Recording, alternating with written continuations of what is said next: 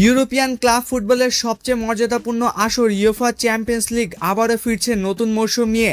আর crore crore football প্রেমীর অপেক্ষায় এখন একটাই প্রশ্ন, 2026-27 মৌসুমের চ্যাম্পিয়ন্স লিগের ড্র কবে?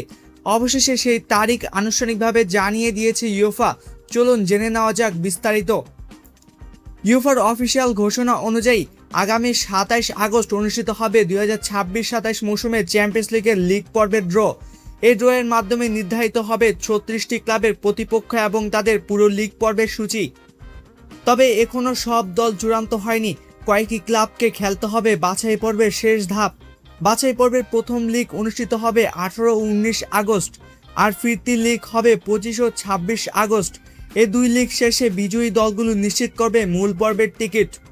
এরপরে অর্থাৎ 27 আগস্ট অনুষ্ঠিত হবে বহুল প্রতীক্ষিত ড্র। আগের মতো গ্রুপ পর্ব নয়, এবারও থাকবে নতুন লিগ ফরম্যাট। 36টি দল একই লিগে খেলবে, প্রতিটি দল 8টি করে ম্যাচ খেলবে, 4টি নিজেদের মাঠে এবং 4টি প্রতিপক্ষের মাঠে। লিগ পর্ব শেষে শেষ 8টি দল সরাসরি উঠে যাবে শেষ 16তে, আর নবম থেকে 24তম স্থানে থাকা দলগুলো খেলবে দুই লিগের প্লে অফ। সেই প্লে অফের বিজয়ীরা শেষ 16 নিশ্চিত করবে।